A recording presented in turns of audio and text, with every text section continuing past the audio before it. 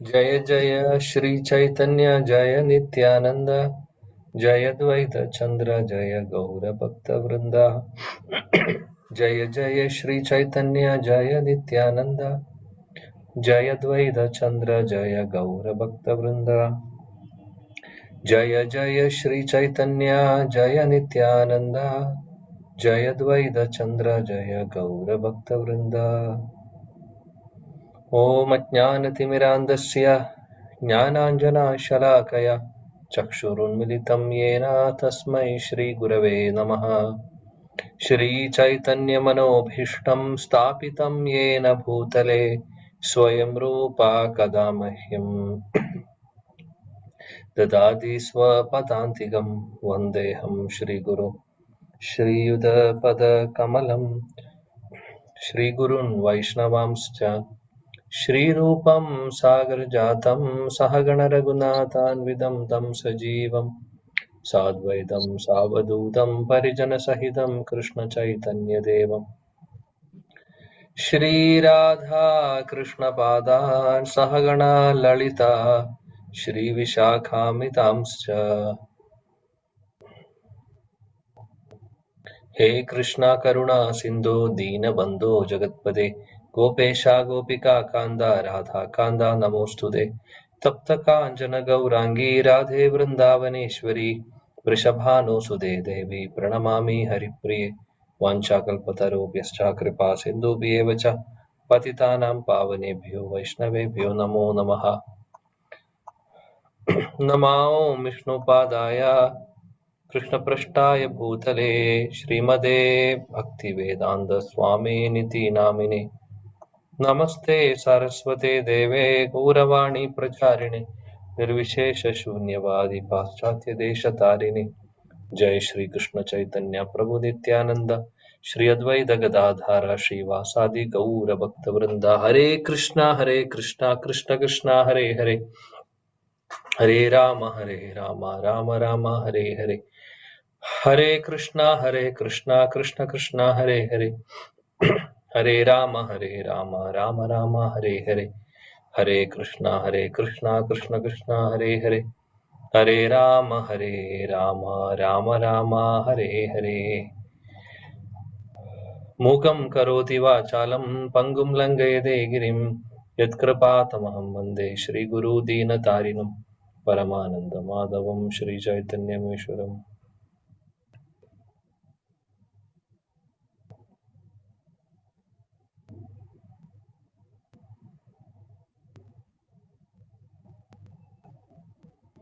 हृदयस्य प्रेरणाय प्रवृत्तिदोहं वरागरूपोऽपि तस्य हरे पदकमलं वन्दे चैतन्यदेवस्य।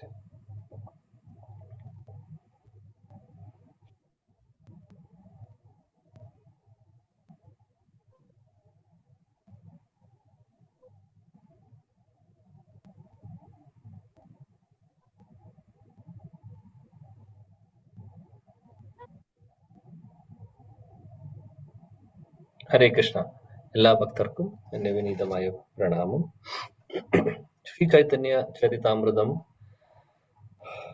ആദിലീലയിലെ അധ്യായം 5 നമ്മൾ കഴിഞ്ഞ ക്ലാസ്സിൽ തുടങ്ങി. ഇന്ന് ശ്ലോക നമ്പർ 15 മുതൽ നമുക്ക് നോക്കാം. ശ്രീ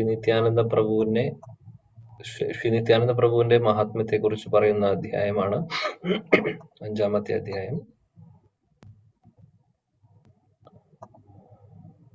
ഓക്കെ,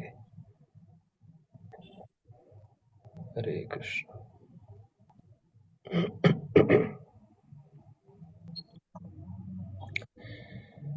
सर्वग आनंद विभु वैकुंठादिधाम कृष्ण कृष्ण अवतारेरा ताहानी विश्राम सर्वग अनंत विभु वैकुंठादिधाम कृष्ण कृष्ण अवतारेरा ताहानी विश्राम। सर्वग अनंत विभु वैकुंठादिधाम कृष्ण कृष्ण अवतारेरा കൃഷ്ണ കൃഷ്ണാവതാരേര താഹാനി വിശ്രാമ. യെസ്. ഹരേ കൃഷ്ണ. ഓം നമോ ഭഗവതേ വാസുദേവായ.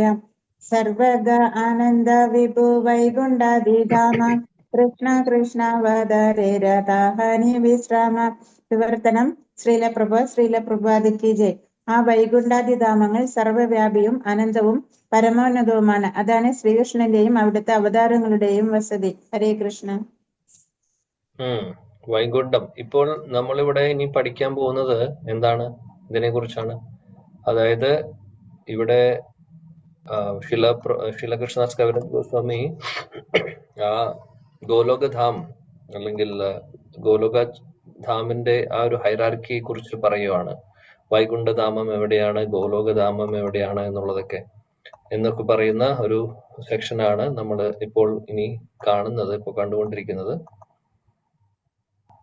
മനോഹരമായിട്ടുള്ള പ്രസന്റേഷൻ. നമ്മൾ പല പ്രാവശ്യം ഇതിനെക്കുറിച്ച് ചർച്ച ചെയ്തിട്ടുണ്ട്. എന്നാലും ഭഗവാന്റെ അനുഗ്രഹത്തോടുകൂടി നോക്കാം എന്തൊക്കെയാണ് പറയുന്നത് എന്നുള്ളത്. ഓക്കെ,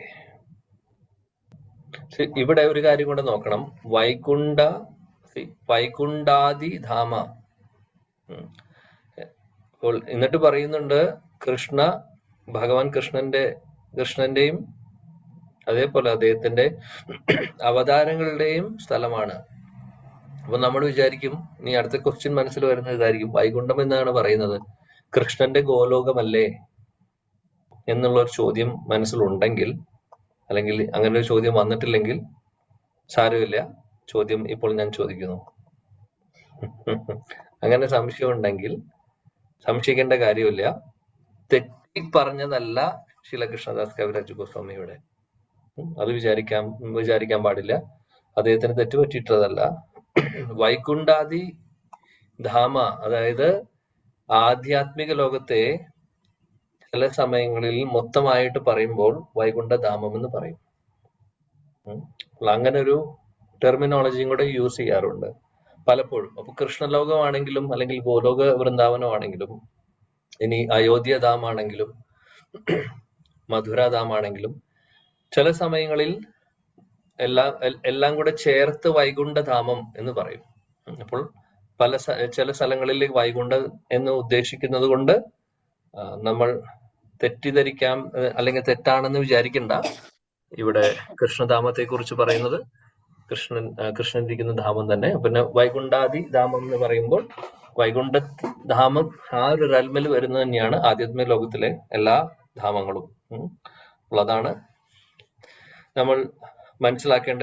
ഇതില് ഒരു ട്രിക്കി ആയിട്ടുള്ളൊരു ക്വസ്റ്റ്യൻ വരാൻ സാധ്യതയുള്ളത്. ശ്രദ്ധിക്കുന്നവർക്ക് ക്വസ്റ്റ്യൻ ഉണ്ടാവും, ഇല്ലാത്തവർക്ക് ക്വസ്റ്റ്യൻ ഉണ്ടാവില്ല. താഹാര ഉപരി ഭാഗേ കൃഷ്ണലോകഖ്യാതി ദ്വാരക മധുര ഗോകുല ത്രിവിധാത്തെ സ്ഥിതി. ഇപ്പോൾ അതൊന്നും കൂടെ സ്പഷ്ടമാക്കുവാണ്.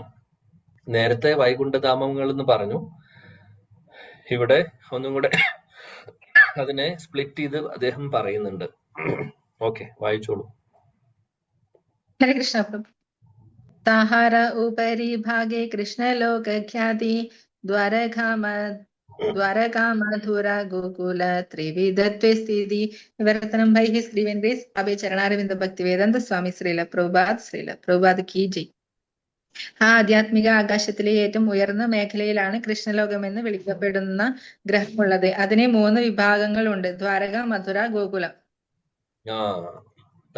ഇപ്പൊ ഒന്നും കൂടെ അദ്ദേഹം ക്ലിയർ ആക്കുന്നു. നേരത്തെ വൈകുണ്ഠ റീജിയൻസി, നേരത്തെ പറയുന്നത് വൈകുണ്ഠാദി ധാമ എന്ന് പറയുമ്പോൾ അപ്പോൾ വൈകുണ്ഠധാമത്തില് വിഷ്ണു അല്ലെങ്കിൽ നാരായണൻ ഇരിക്കുന്ന വൈകുണ്ഠ ലോകങ്ങളും മറ്റുള്ള എല്ലാ ധാമങ്ങളും അതിൽ പെടുന്നു. എന്നിട്ട് ഇവിടെ ശിലകൃഷ്ണദാസ് കവിരാജ് ഗോസ്വാമി ഒന്നുകൂടെ സ്പഷ്ടമാക്കി പറയുന്നു, ഈ വൈകുണ്ഠ ധാമങ്ങളിൽ വെച്ച് ഏറ്റവും ഉന്നത സ്ഥാനമുള്ള സ്ഥലമാണ്, ധാമാണ് ഏത്?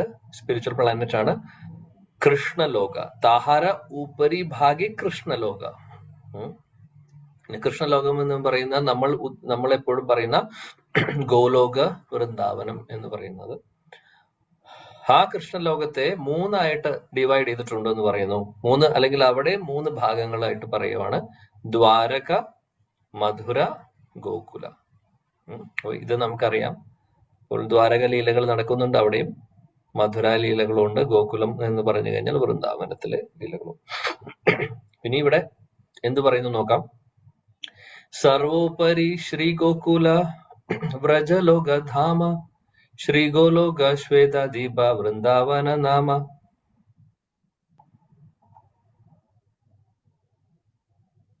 ഹരേ കൃഷ്ണ.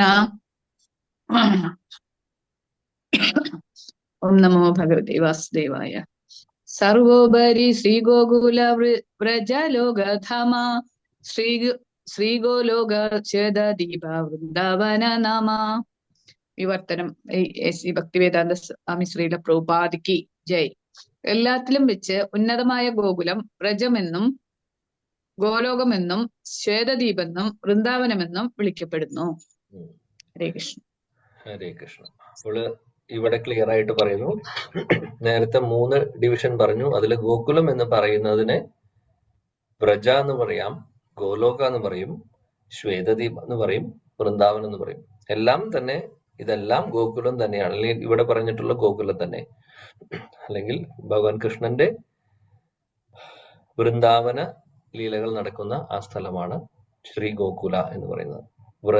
വ്രജധാമം എന്ന് പറയാം, ഗോലോകധാമം എന്ന് പറയാം, ശ്വേതദീപം എന്ന് പറയാം, വൃന്ദാവനം. എല്ലാം ഒന്ന് തന്നെ, എല്ലാം ഒരേപോലെ തന്നെ, വേറെ വേറെ പേരുകളുള്ളത് മാത്രം.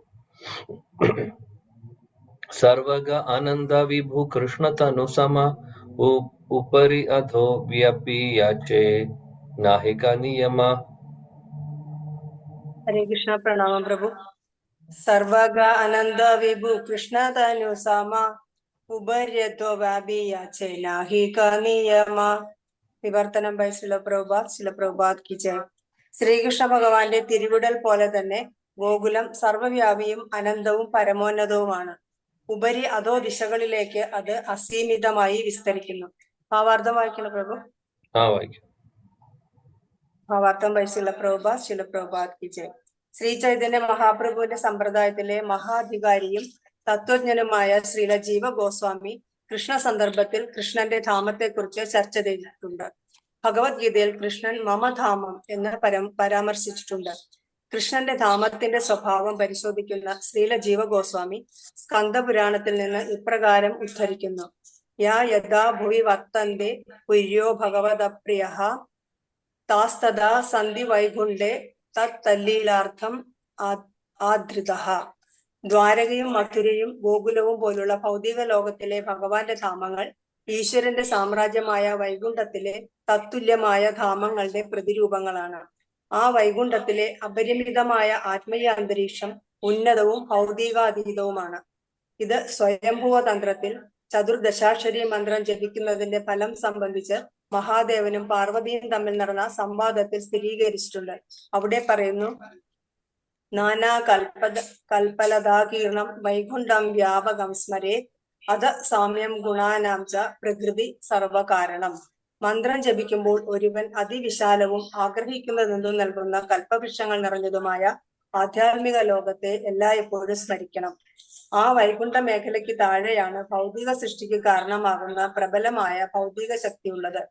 ദ്വാരകയും മധുരയും വൃന്ദാവനവും പോലുള്ള കൃഷ്ണലീലാ സ്ഥലങ്ങൾ കൃഷ്ണലോകത്തിൽ ശാശ്വതവും സ്വതന്ത്രവുമായി നിലനിൽക്കുന്നു. അവ ശ്രീകൃഷ്ണ ഭഗവാന്റെ യഥാർത്ഥ ധാമങ്ങളാണ്.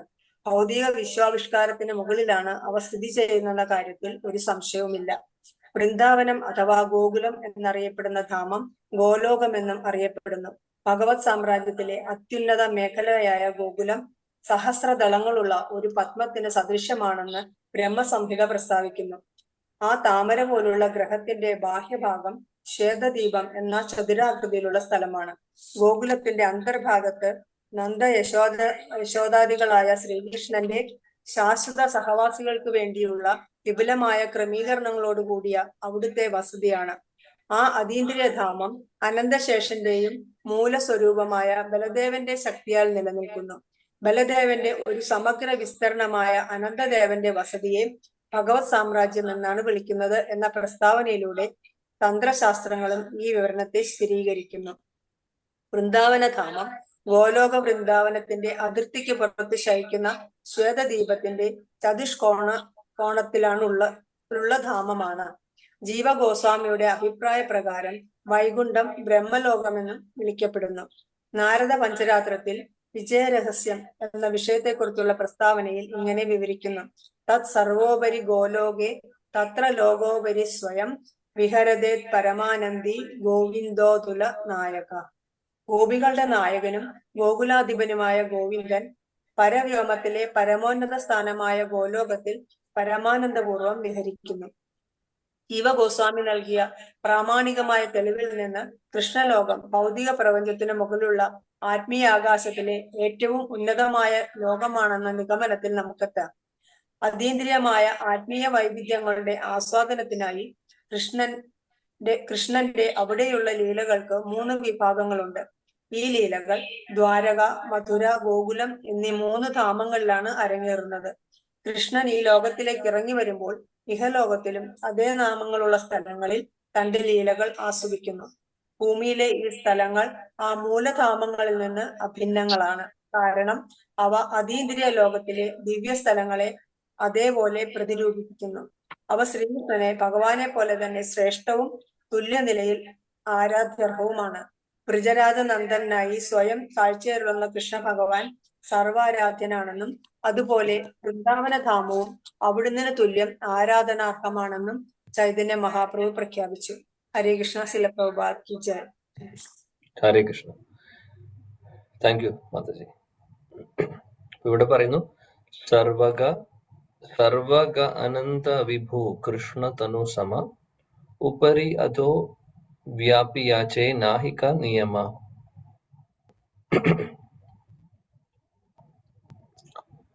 സർവഗ എന്ന് പറഞ്ഞാൽ എന്താണ്? എല്ലായിടത്തും പടർന്നിരിക്കുന്നു, അനന്തമാണ്, പിന്നെ ഏറ്റവും ഉന്നത സ്ഥാനമുള്ള കൃഷ്ണ തനു സമ, ഭഗവാൻ കൃഷ്ണനെ പോലെ തന്നെയാണ്. ഇവിടെ വർണ്ണിക്കുന്നത് എന്തിനെ കുറിച്ചാണ്? ആ ധാമത്തിനെ കുറിച്ച്. ഗോകുലം എന്ന് പറയുന്ന ധാമം, അല്ലെങ്കിൽ വൃന്ദാവനം എന്ന് പറയുന്ന, ഗോലോക എന്ന് പറയുന്ന ധാമനെ കുറിച്ചാണ് ഇവിടെ വർണ്ണിക്കുന്നത്. അത് നമ്മൾ ഉദ്ദേശിക്കുന്ന പോലെ ചെറിയൊരു സ്ഥലമല്ല, അനന്തമാണെന്ന് പറയുന്നത്. അനന്തമാണ് അതിന്റെ വ്യാപ്തിയും അതിന്റെ വിസ്താരവും. കൃഷ്ണതനുസമ, ആ ധാമം, വൃന്ദാവനം അല്ലെങ്കിൽ ഗോകുലം, ഗോലോകവും കൃഷ്ണനും തമ്മിൽ വ്യത്യാസമില്ല എന്നാണ് പറയുന്നത്. ഉപരി അതോ വ്യാപിയാച്ചേ നാഹിക നിയമ. അങ്ങനെ എല്ലായിടത്തോട്ടും, അതായത് മുകളിലോട്ടും താഴോട്ടും ഒക്കെ ഇതെല്ലാം എക്സ്പാൻഡ് ചെയ്യുന്നു വേണ്ടതനുസരിച്ച്. ലീലകൾക്ക് വേണ്ടിയിട്ട് ഈ എക്സ്പാൻഷൻസ്, ഈ ധാമൊക്കെ അങ്ങോട്ടും ഇങ്ങോട്ടും വിസ്തരണവും അല്ലെങ്കിൽ ചുരുങ്ങും, ഇടയ്ക്ക് വലുതാവും, അങ്ങനെയൊക്കെയുണ്ട്, കേട്ടിട്ടുണ്ടാവും പലപ്പോഴും.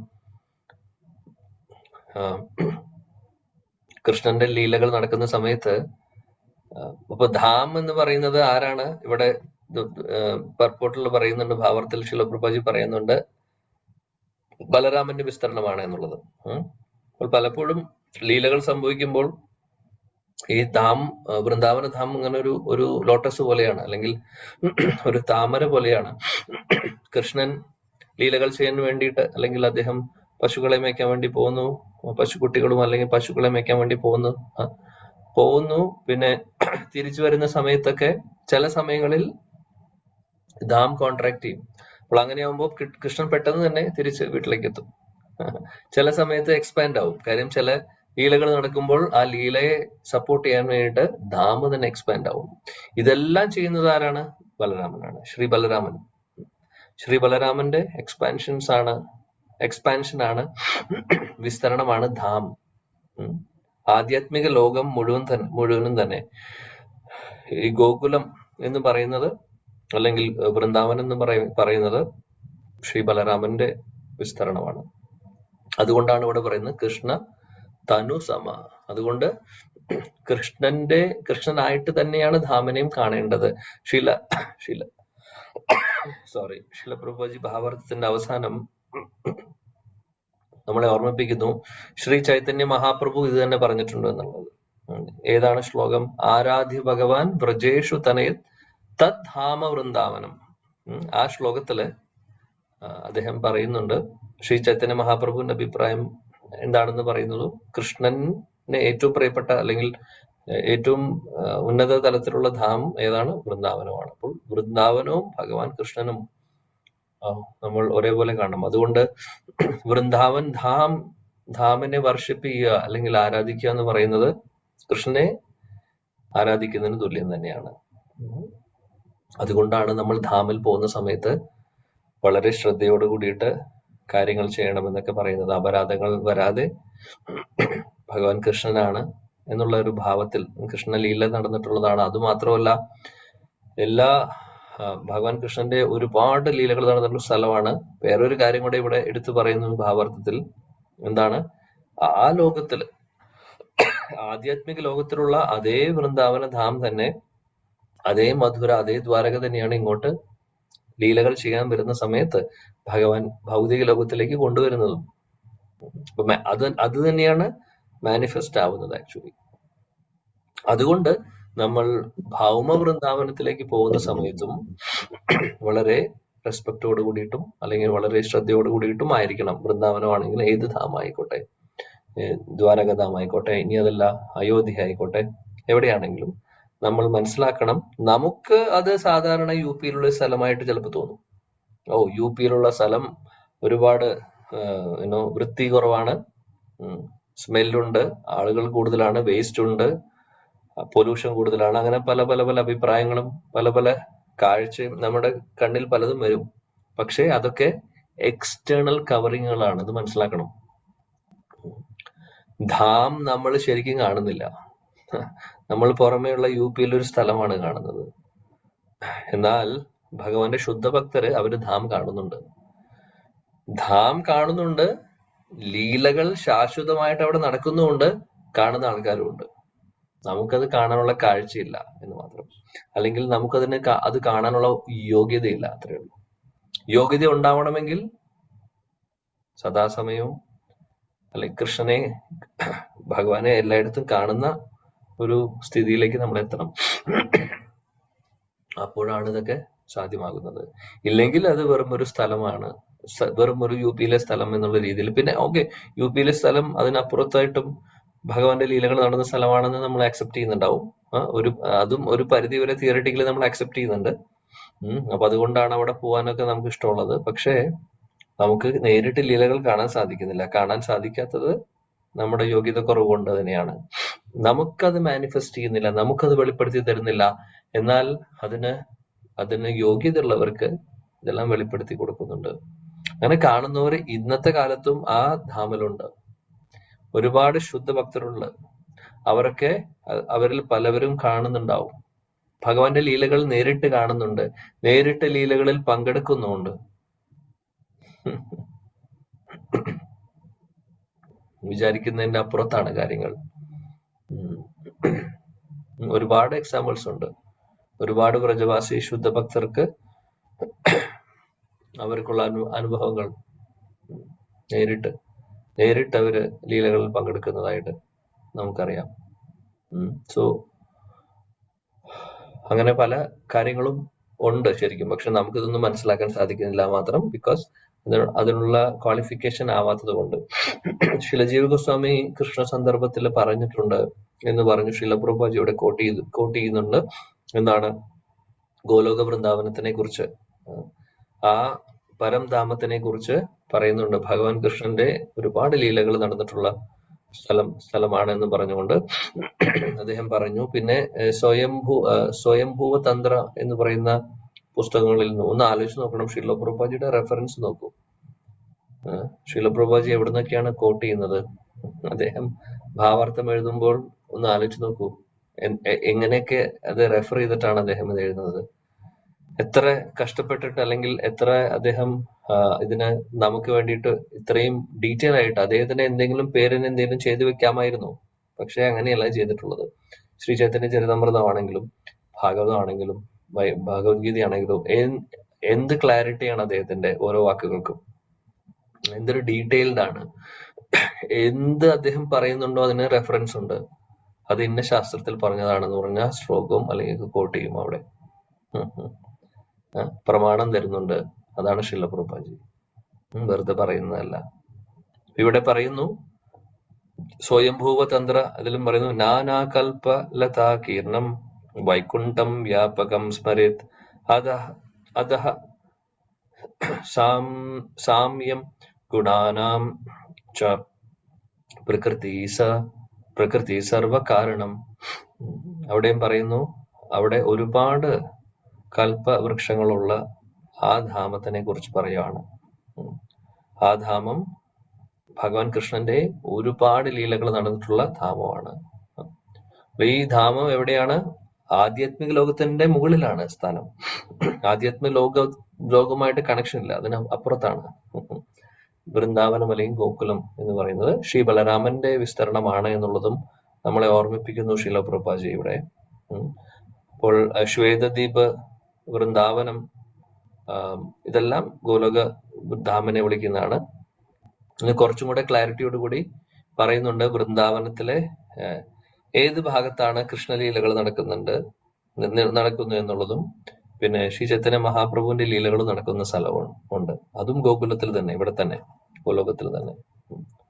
അതും ഇനി മുന്നോട്ട് അതെല്ലാം പറയുന്നുണ്ട്. ഓക്കെ, ഒരുപാട് റെഫറൻസ് ആണ് ശില പ്രഭുജി ഇവിടെ തന്നിട്ടുള്ളത്.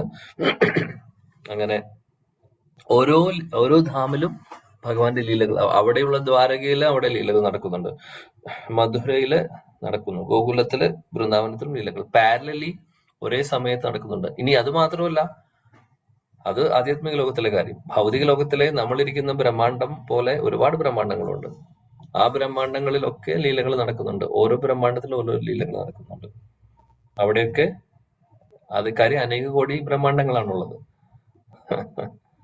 സോ ബ്രഹ്മാവിന്റെ കൽപ്പത്തിൽ കൃഷ്ണാവതാരങ്ങൾ എടുക്കുന്നുണ്ട്. കൃഷ്ണൻ അനന്തമായിട്ടുള്ള ലീലകളും ഭൗതിക ലോകത്തും ഒരേപോലെ ചെയ്യുന്നുണ്ട്. എങ്ങനെയാണെന്ന് ചോദിച്ചു കഴിഞ്ഞാൽ നമ്മുടെ ചിന്തയ്ക്ക് അപ്പുറത്താണ് ഇതെല്ലാം. ഓക്കെ, അടുത്ത ശ്ലോകം. ബ്രഹ്മാണ്ഡേ പ്രകാശ താര കൃഷ്ണൈര ഇച്ഛായ ഏക ഈ സ്വരൂപ താര നഹി ദുയികായ. കൃഷ്ണ ഹരേ കൃഷ്ണ. ഓം നമോ ഭഗവതേ വാസുദേവായ. ബ്രഹ്മാണ്ഡേ പ്രകാശ താരേ താര കൃഷ്ണേരേ ഇച്ഛായ ഏകൈ സ്വരൂപ താര നഹി ദുയികായ. വിവർത്തനം. ആ ധാമം ഭൗതിക ലോകത്തിൽ പ്രത്യക്ഷപ്പെടുന്നത് കൃഷ്ണ ഭഗവാന്റെ ഇച്ഛയാലാണ്. അത് ആദിമ ഗോകുലത്തിൽ നിന്നും അഭിന്നമാണ്. അവ രണ്ട് വ്യത്യസ്ത ഉടലുകളല്ല. ഹരേ കൃഷ്ണ. ഭാവാർത്ഥം ശ്രീല പ്രഭുപാദ് കി ജയ്. മുകളിൽ പ്രതിപാദിച്ച ധാമങ്ങൾ കൃഷ്ണ ഭഗവാന്റെ സർവശക്തമായ ഇച്ഛയാൽ ചലിക്കാൻ ശേഷിയുള്ളവയാണ്. ശ്രീകൃഷ്ണൻ ഭൂമുഖത്ത് അവതരിക്കുമ്പോൾ തന്റെ ധാമങ്ങളെയും അവയുടെ മൗലികമായ ഘടനയിൽ യാതൊരു മാറ്റവുമില്ലാതെ അഭിനന്ദനം പ്രത്യക്ഷപ്പെടുത്താൻ കഴിയും. ഭൂമിയിലെ ധാമങ്ങൾ ഭൗതികമാണെന്നും മൗലിക ധാമങ്ങൾ ആധ്യാത്മികമാണെന്നും ചിന്തിച്ച് അവ തമ്മിൽ വിവേചനം അരുത്. അവയെല്ലാം ആധ്യാത്മികങ്ങളാണ്. ഇപ്പോഴത്തെ ബദ്ധാവസ്ഥയിൽ ഭൗതിക ദ്രവ്യത്തിന് അതീതമായി ഒന്നിനെയും അനുഭവിക്കാൻ നമുക്ക് കഴിവില്ല.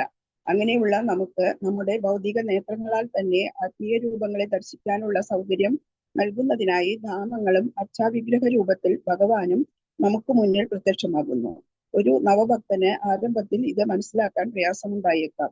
പക്ഷേ കാലക്രമത്തിൽ ഭക്തിയുത സേവനത്തിൽ പുരോഗതി കൈവരിക്കുമ്പോൾ ആ തിരിച്ചറിവ് എളുപ്പമാവുകയും ഈ പ്രത്യക്ഷ രൂപത്തിൽ ഭഗവാന്റെ സാന്നിധ്യം അവന് അനുഭവവേദ്യമാവുകയും ചെയ്യും. ഹരേ കൃഷ്ണ. ശ്രീല പ്രഭുപാദ് കി ജയ്. ഹരേ കൃഷ്ണ പ്രഭുജി. ഹരേ കൃഷ്ണ. Thank you. മുകളിൽ പറഞ്ഞ ധാം, അതായത് കഴിഞ്ഞ ശ്ലോകത്തില് പറയുന്നുണ്ടായിരുന്നു, അതായത് ഭൗതിക ലോകത്തില് ഈ കാണുന്ന ധാമങ്ങളും ഇതെല്ലാം ആധ്യാത്മിക ലോകത്തിലെ അതേ ധാമങ്ങൾ തന്നെയാണ് എന്നാണ് പറയുന്നത്. അതിലൊരു വ്യത്യാസവുമില്ല. നമ്മുടെ കാഴ്ചയിൽ അത് മനസ്സിലാവുന്നില്ല എന്ന് മാത്രം. ആക്ച്വലി രണ്ടും ഒന്ന് തന്നെയാണ്. നമ്മൾ വേർതിരിച്ച് കാണരുത്. അവിടെ ഒറിജിനൽ, ഇവിടെ ഡ്യൂപ്ലിക്കേറ്റ്, അങ്ങനെയല്ല. അങ്ങനെയൊന്നുമില്ല. ഇവിടെ ഡ്യൂപ്ലിക്കേറ്റും അല്ല, ഒറിജിനൽ ആണ്. അത് തന്നെയാണ്. നമുക്കത് പ്രോപ്പർലി കാണാൻ സാധിക്കുന്നില്ല എന്ന് മാത്രം, അത്രയേ ഉള്ളൂ. അപ്പോൾ അതേപോലെ തന്നെയാണെന്നാണ് എടുത്തു പറയുന്നത്.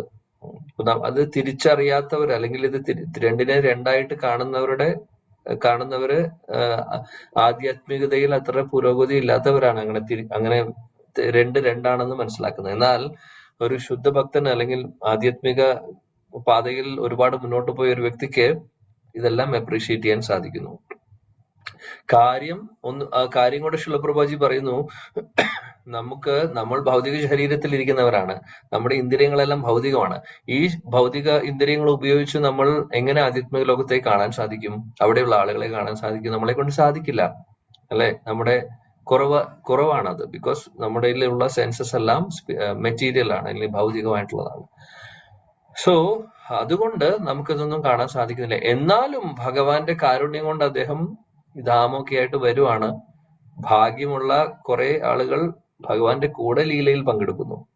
പങ്കെടുത്തു കഴിഞ്ഞ ശേഷം പിന്നെ അദ്ദേഹം തിരിച്ചു പോകുന്നതിന്റെ കൂട്ടത്തിൽ അവരും കൂടെ പോകുന്നു. എന്നിട്ട് ആ ധാം പിന്നീട് അത് പുണ്യസ്ഥലമാണെന്ന് എല്ലാവരും മനസ്സിലാക്കിക്കൊണ്ട് പിന്നെ ഒരുപാട് ആളുകൾ അവിടെ വരുന്നു. പ്രോപ്പർലി ആ ധാമിനെ കൃഷ്ണനായിട്ട് തന്നെ കാണുന്നവര്, ആരാധിക്കുന്നവര്, അങ്ങനെയുള്ളവർക്ക് ഭഗവാൻ ഇതെല്ലാം വെളിപ്പെടുത്തി കൊടുക്കുന്നു. അങ്ങനെയുള്ളവർക്ക് പിന്നെ ആധ്യാത്മികതയിൽ പുരോഗതിയും കൂട്ടുന്നു. ചിലപ്പോൾ അവർ ആ ജന്മത്തിൽ തന്നെ തിരിച്ച് ഭഗവാന്റെ അടുത്തേക്ക് പോകുന്നു, അല്ലെങ്കിൽ ഭഗവാന്റെ കൂടെ ലീലയിൽ പങ്കെടുക്കാൻ വേറെ ബ്രഹ്മാണ്ടങ്ങളിലേക്ക് അവർക്ക് പ്രവേശിക്കുന്നു.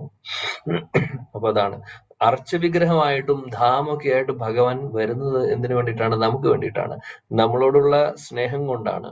എങ്ങനെയെങ്കിലും നമ്മളെ ആകർഷിപ്പിക്കാൻ വേണ്ടി, അദ്ദേഹത്തിലേക്ക് അടുപ്പിക്കാൻ വേണ്ടി. കാരണം ഭഗവാന്റെ ശരീരം രൂപമെന്ന് പറയുന്നത് ആധ്യാത്മിക ശരീരമായതുകൊണ്ട് നമ്മുടെ ഈ കണ്ണുപയോഗിച്ച് കാണാൻ സാധിക്കില്ല.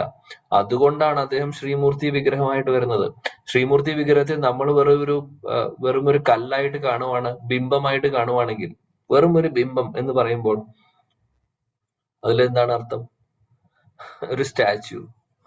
അങ്ങനെയല്ല, അത് സ്റ്റാച്യു അല്ല, ഐഡൽ അല്ല, വെറും ഒരു ബിംബമല്ല. അത് ശരിക്കും പറയുകയാണെങ്കിൽ ശ്രീമൂർത്തി വിഗ്രഹം എന്ന് പറഞ്ഞാൽ ഭഗവാൻ തന്നെയാണ്, ഭഗവാന്റെ മാനിഫെസ്റ്റേഷൻ ആണത്. പ്രതിമ നഹി തുമി സാക്ഷാൽ വ്രജേന്ദ്ര നന്ദൻ. ഒരുപാട് ഉദാഹരണങ്ങളുണ്ട് അതിന്. അതേപോലെ തന്നെയാണ് ധാമം. നമുക്ക് കാണാൻ സാധിക്കുന്നില്ല എന്നുള്ളൂ. ഒരുപാട് ആളുകൾ ലീലകളിൽ നേരിട്ട് പങ്കെടുക്കുന്നവരുണ്ട്. അനുഭവത്തിൽ അവര് വരുന്നു.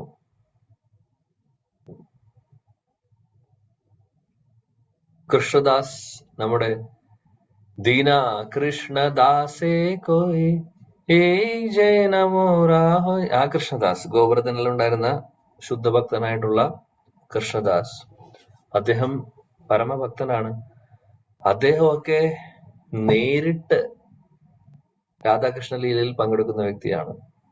അദ്ദേഹത്തിന്റെ മെഡിറ്റേഷനിൽ അദ്ദേഹം ഒരു ദിവസം കാണുന്നതാണ് കൃഷ്ണനും രാധയും ഒരു സൈഡിൽ കൃഷ്ണന്റെ ടീം, അപ്പുറത്തെ സൈഡിൽ രാധാറാണിയുടെ ടീം. അപ്പൊ കുറച്ച് സഖിമാര് രാധാറാണിയുടെ കൂടെയുണ്ട്, കുറച്ച് സഖിമാര് കൃഷ്ണന്റെ കൂടെയുണ്ട്. കളി എന്താണ്? ഹോളി. ഹോളി എങ്ങനെയാണ് കളിക്കുന്നത്? കളർ എറിയുന്നുണ്ട്, അതിന്റെ കൂട്ടത്തില് ബലൂണില് കളർ നിറച്ചിട്ട് എറിയുവാണ് അങ്ങോട്ടും ഇങ്ങോട്ടും. രണ്ട് ടീമും തമ്മിൽ അങ്ങോട്ടും ഇങ്ങോട്ടും എറിയുവാണ്. അപ്പോൾ ശീല കൃഷ്ണദാസ്, ദീന കൃഷ്ണദാസ്, ആ കൃഷ്ണദാസ് ഗോവർദ്ധൻ, ആ കൃഷ്ണദാസ് ബാബ അദ്ദേഹം കണ്ടുകൊണ്ടിരിക്കുകയാണ്. അദ്ദേഹത്തിന്റെ മെഡിറ്റേഷനിൽ ഈ ലീലകൾ നടക്കുന്നു. അതിൽ കൃഷ്ണദാസ് ബാബ ഒരു മഞ്ചരിയായിട്ട് രാധാറാണിയുടെ പക്ഷത്തിലുണ്ട്, രാധാറാണിയുടെ ടീമിലാണ് ഉള്ളത്. അപ്പൊ കൃഷ്ണന്റെ ഭാഗത്തുനിന്ന്, കൃഷ്ണന്റെ സൈഡിൽ നിന്ന് കൃഷ്ണനും എറിയുന്നുണ്ട്, കൂട്ടത്തിൽ മറ്റുള്ള സഖിമാരും ഒക്കെ എറിയുന്നുണ്ട്. അപ്പോൾ കൃഷ്ണദാസ് ബാബയുടെ ആസ് മഞ്ചരി സ്വരൂപില് അദ്ദേഹത്തിന്റെ സേവനം എന്തായിരുന്നു എന്ന് വെച്ചാൽ, എറിയുന്ന കളറിന്റെ ബലൂണെല്ലാം പിടിക്കുക, രാധാറാണിയുടെ ശരീരത്തിൽ കൊള്ളാതെ അതിനെ പ്രൊട്ടക്ട് ചെയ്യേണ്ട ഒരു സേവനമാണ് അദ്ദേഹം എടുത്തിരുന്നത്. അങ്ങനെ ശീല കൃഷ്ണദാസ് ബാബ ഓരോ ബലൂണും അവിടുന്ന് വരുമ്പോൾ ഇദ്ദേഹം ചാടി പിടിച്ചുകൊണ്ടിരിക്കുകയാണ് രാധാറാണിയുടെ മേത്ത് കൊള്ളാതിരിക്കാൻ വേണ്ടി. അപ്പൊ പല സമയങ്ങളിലും അദ്ദേഹം പിടിക്കുന്നുണ്ട്, ആ സമയത്ത് വേറെ ബലൂൺ വന്ന് കൊള്ളും. കാര്യം ഒരാളല്ല, കുറെ പേര് എറിയുന്നുണ്ട്. അങ്ങനെ ഇദ്ദേഹം അങ്ങോട്ടും ഇങ്ങോട്ടും ചാടുന്നു, കുറെ ബലൂൺ അദ്ദേഹത്തിന് മേല് മുട്ടുന്നു. അപ്പോൾ അദ്ദേഹത്തിന്റെ ശരീരത്തിൽ മുഴുവനും കളറാണ്. ഇങ്ങനെയൊക്കെ സേവനം ചെയ്യുന്നവരുടെ. എന്നിട്ട് ഇതെല്ലാം കഴിഞ്ഞ് കുറച്ചു കഴിഞ്ഞപ്പോൾ അദ്ദേഹത്തിന്റെ മെഡിറ്റേഷൻ ബ്രേക്കായി. മെഡിറ്റേഷൻ ബ്രേക്ക് ആയപ്പോൾ എന്ത് സംഭവിക്കുന്നു എന്ന് വെച്ചാൽ, അദ്ദേഹത്തിന് ആ ലീലയിൽ പങ്കെടുത്ത വ്യക്തിയാണ് അദ്ദേഹം. അത് കഴിഞ്ഞ് അദ്ദേഹം കണ്ണു തുറന്നു നോക്കിയപ്പോൾ വിഷമമായി അദ്ദേഹത്തിന്. ഓഹോ, ഞാൻ അവിടെ കൃഷ്ണന്റെ രാധയുടെയും കൂടെ ലീലയിലായിരുന്നു, ഒന്നും മനസ്സിലായില്ലേ അദ്ദേഹത്തിന്. ഞാനിപ്പോ എവിടെ വന്നു എന്നുള്ളൊരു ചിന്തയിൽ അദ്ദേഹം ഇരിക്കുകയാണ്. ആ സമയത്ത് അദ്ദേഹത്തിന്റെ കുറച്ച് ശിഷ്യന്മാര് അദ്ദേഹത്തിന്റെ ഭജൻ കുടീരിൽ വന്നു. ഭജൻ കുടീരിൽ വന്ന സമയത്ത് ശ്രീല കൃഷ്ണദാസ് ബാബയെ കണ്ടപ്പോൾ ചോദിച്ചു, ബാബ അങ്ങ് എവിടെയായിരുന്നു ചോദിക്കുന്നുണ്ട്. ബാബ പറഞ്ഞു, ഞാൻ ഇവിടെ തന്നെ ഉണ്ടായിരുന്നു, ഞാൻ എവിടെയും പോയിട്ടില്ല. അല്ല, അങ്ങ് സത്യം പറയണം, ഇന്ന് എവിടെയായിരുന്നു, എവിടുന്നാ വരുന്നത് എന്ന് ചോദിക്കുന്നുണ്ട്. അപ്പൊ ഇദ്ദേഹം പറഞ്ഞു, ഞാൻ എവിടെയും പോയിട്ടില്ല, ഞാൻ ഇവിടെ ഭജൻ കുടീരിൽ തന്നെ ഇരിക്കുകയാണ്, നിങ്ങൾക്ക് കാണുന്നതല്ലേ, ഞാൻ എങ്ങോട്ടും പോയിട്ടില്ല, ഇവിടെ തന്നെയുണ്ട്. പക്ഷെ ബാബ, അങ്ങനെയാണെങ്കിൽ അങ്ങയുടെ ശരീരത്തിൽ ഈ പല പല പല കളറുകൾ എങ്ങനെയാണ് വന്നിട്ടുള്ളത് ചോദിക്കുകയാണ്. ബാബ അദ്ദേഹം നോക്കിയിട്ടില്ല അദ്ദേഹത്തിന്റെ ശരീരത്തിൽ ഈ കളർ ഉണ്ടോ എന്നുള്ളത്. പക്ഷെ മറ്റുള്ളവർ കണ്ടു. എന്നിട്ട് ചോദിച്ചു അദ്ദേഹത്തോട്. അദ്ദേഹം പറഞ്ഞു, എനിക്കൊന്നും അറിയില്ല. അദ്ദേഹം ആദ്യം പറഞ്ഞു എനിക്കൊന്നും അറിയില്ല എന്ന്. കാര്യം കുറെ പേരുണ്ടായിരുന്നു ചോദ്യം ചോദിക്കുമ്പോൾ. ഒന്നും അറിയില്ല എന്ന് അദ്ദേഹം പറഞ്ഞു. എന്നാൽ അദ്ദേഹത്തിന്റെ വളരെ പ്രിയപ്പെട്ട കുറച്ച് ശിഷ്യരുണ്ടായിരുന്നു. അവരോട് പിന്നീട് അദ്ദേഹം പറഞ്ഞു, ഞാൻ ലീലയിലായിരുന്നു, ഹോളി ലീല നടക്കുമായിരുന്നു, എന്റെ സേവനം ബലൂൺ പിടിക്കലായിരുന്നു. അങ്ങനെ പല ബലൂൺ എന്റെ മേത്ത് കൊള്ളുന്നുണ്ടായിരുന്നു. അപ്പൊ ആ കളറാണ് ഇത് എന്ന് അദ്ദേഹം. ഇത് എവിടെ നടക്കുന്നതാണ്? വൃന്ദാവനത്തില് നടന്നിട്ടുള്ളതാണ്, ഗോവർദ്ധനിൽ വെച്ചിട്ട്, കുറച്ച് വർഷങ്ങൾ മുമ്പ്. അധികം വർഷങ്ങളൊന്നും ആയിട്ടില്ല. ഇതേപോലെ ഇന്നും നടക്കുന്നുണ്ട് കുറെ കാര്യങ്ങൾ. ഒരുപാട് അത്ഭുതകരമായിട്ടുള്ള കാര്യങ്ങൾ നടക്കുന്നുണ്ട്. വേറൊരു ബാബ, അദ്ദേഹം വൃന്ദാവനത്തിലെ മരങ്ങളോട് ഒരുപാട് സ്നേഹമാണ് അദ്ദേഹത്തിന്. മരത്തിന്റെ കീഴിലിരുന്ന് വൃന്ദാവനത്തിലെ കൽപ്പവൃക്ഷങ്ങളാണ്. ആ കൽപ്പവൃക്ഷങ്ങളെ ആരാധിക്കും, പൂജ ചെയ്യും. ഒരുപാട് സ്നേഹമാണ് മരങ്ങളോട്. ഒരിക്കൽ എന്ത് സംഭവിക്കുന്നു എന്ന് വെച്ചാൽ, ഒരു രാജാവ് അവിടെ സ്ഥലത്തിന്റെ വീതി കൂട്ടുന്നതിന് വേണ്ടിയിട്ട് ഈ ബാബ ഇരിക്കുന്ന ബാബ പല പല മരങ്ങളിൽ ഇരിക്കാറുണ്ട്. എന്നാൽ പ്രത്യേകിച്ചും ആ ഓരോ മരങ്ങളെ ഐഡന്റിറ്റി അദ്ദേഹത്തിന് അറിയാം. ഓരോ മരങ്ങൾ ആരാണെന്ന് അറിയാം. അദ്ദേഹം മരങ്ങളോട് സംസാരിക്കും. അദ്ദേഹം ഭാഗവതം വായിക്കും. ഒരു ദിവസം എന്ത് സംഭവിക്കുന്നു എന്ന് വെച്ചാൽ, ഇദ്ദേഹത്തിന് വയ്യാതെയായി, അസുഖം വന്നു. ആ സമയത്ത് അദ്ദേഹം ഭാഗവതം വായിച്ചില്ല. വന്ന് രാത്രി സ്വപ്നത്തില് ഈ മരത്തിന്റെ പേഴ്സണാലിറ്റി വന്നു പറഞ്ഞു, എന്താ ബാബ കിടന്നുറങ്ങണേ, ശ്രീമദ് ഭാഗവതം കേൾക്കാതെ എനിക്ക് സമാധാനമില്ല, പറയൂ, ഭാഗവതം പറയൂ. സ്വപ്നത്തിൽ നിന്ന് ഞെട്ടി എഴുന്നേക്കണം. മരം സംസാരിക്കുകയാണ് അദ്ദേഹത്തോട്, ഭാഗവതം പറഞ്ഞിട്ടില്ല എന്ന് പറഞ്ഞിട്ട്. വേറൊരു ദിവസം ഞാൻ പറഞ്ഞ കഥയുടെ ബാക്കി, അവിടെ വഴി വീതി കൂട്ടുന്ന കാര്യം, ഇത് വലിയൊരു കൽപ്പവൃക്ഷം, ആൽമരമാണ്. അപ്പോൾ ഇതിന്റെ ചില്ലകൾ പല സ്ഥലങ്ങളിലും ഇത് പടർന്നിരിക്കുകയാണ്.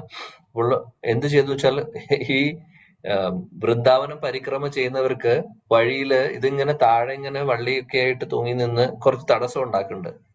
അപ്പോൾ പരിക്രമം ചെയ്യുന്ന കുറച്ച് ആൾക്കാർ എന്ത് ചെയ്തു വെച്ചാല്, എല്ലാവർക്കും നല്ല രീതിയിൽ തടസ്സമില്ലാതെ നടക്കാനുള്ള സൗകര്യത്തിന് വേണ്ടിയിട്ട് എന്ത് ചെയ്തു വെച്ചാല്, കുറച്ചു പേര് കൂടിയിട്ട് ഈ മരത്തിന്റെ കുറച്ച് കൊമ്പ് അവര് എന്ത് ചെയ്തു, കെട്ടിയിട്ടു.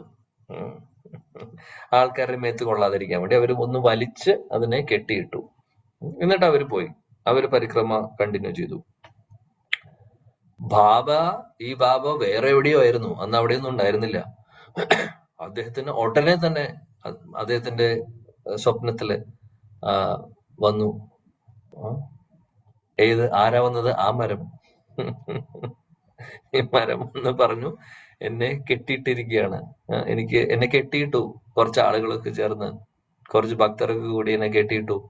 ഇദ്ദേഹം ഉടനെ ഓടുവാണ് അങ്ങോട്ടേക്ക്. നോക്കുമ്പോ ശരിയാണ്, അദ്ദേഹത്തിന് മനസ്സിലായി എന്ത് ആ മരം കെട്ടിയിട്ടുണ്ടെന്നുള്ളത്. അതാണ് പറയുന്നത്. അപ്പോൾ ഈ മരത്തിന് വിഷമം ആയി എന്നുള്ള ഒരു സ്വപ്നമാണ് അദ്ദേഹം കാണുന്നത്, കരയുന്നതായിട്ടാണ് കാണുന്നത്. അപ്പോൾ അദ്ദേഹത്തിന് മനസ്സിലായി എന്തോ സംഭവിച്ചിട്ടുണ്ട്. നോക്കിയ പോലെ പോയി അവിടെ നോക്കിയപ്പോൾ ഇതാണ് സംഭവം. എന്നിട്ട് അദ്ദേഹം ആ കെട്ടെല്ലാം ഒരുക്കി കൊടുത്തു. ഇതേപോലെ ഇതൊക്കെ ഇപ്പോ കുറച്ച് വർഷങ്ങൾ മുമ്പ് നടന്നിട്ടുള്ള കാര്യങ്ങളാണ്. ഇതേപോലെ പല കാര്യങ്ങളും ഉണ്ട്, ഇന്നും നടക്കുന്നുണ്ട്. അവരൊക്കെ എങ്ങനെയാണ് ഇതൊക്കെ സംഭവിക്കുന്നത്? ഇതൊക്കെ നേരിട്ട് അവർ ലീലയിൽ പങ്കെടുക്കുവാണ്, നേരിട്ട്.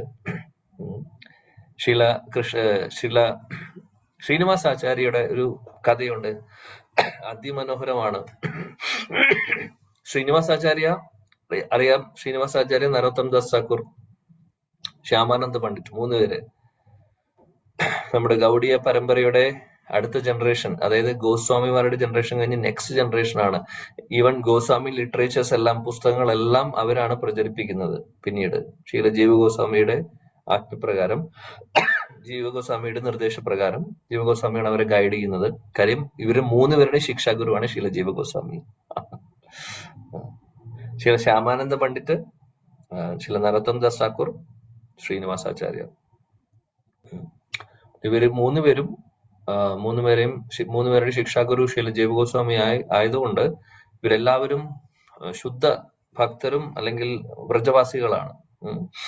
പറയുന്നു ചൈതന്യ മഹാപ്രഭുവിന്റെ, നിത്യാനന്ദ പ്രഭുവിന്റെ, അദ്വൈതാചാര്യരുടെയും വിസ്തരണങ്ങളും കൂടിയാണ് ഇവര് ശരിക്കും. അവരാണ് പിന്നീട് ഈ ഗോസ്വാമിമാരുടെ പുസ്തകങ്ങളെല്ലാം കൊണ്ടുപോയി എല്ലാ സ്ഥലങ്ങളിലും അതിനെ കോപ്പി ഉണ്ടാക്കി ഡിസ്ട്രിബ്യൂട്ട് ചെയ്യുന്നത്, ഇൻക്ലൂഡിങ് ചൈതന്യ ചരിതാമൃതം. ചൈതന്യ ചരിതാമൃതമൊക്കെ ഇവരുടെ കാരുണ്യം കൊണ്ടാണ് അത് പിന്നെ എല്ലായിടത്തും എത്തിയത്. അപ്പോൾ ശ്രീല ശ്രീനിവാസ ആചാര്യ ഒരിക്കൽ അദ്ദേഹം ഒരു രാജാവിന്റെ